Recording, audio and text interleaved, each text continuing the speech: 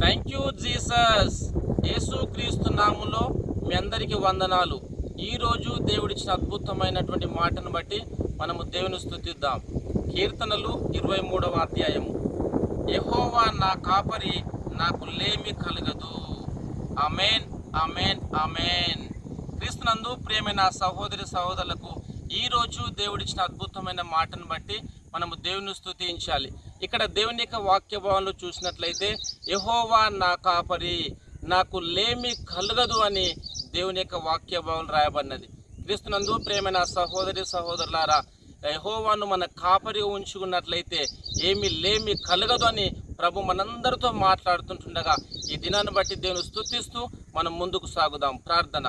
ప్రేమగల దేవా, మీకు వందనాలు తండ్రి. మీరు ఇచ్చిన అద్భుతమైన దినాన్ని బట్టి మీకు వందనాలు.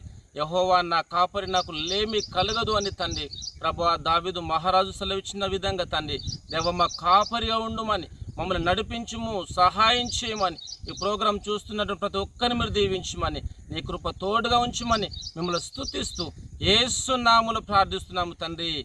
ఆమేన్, ఆమేన్, ఆమేన్. Thank you.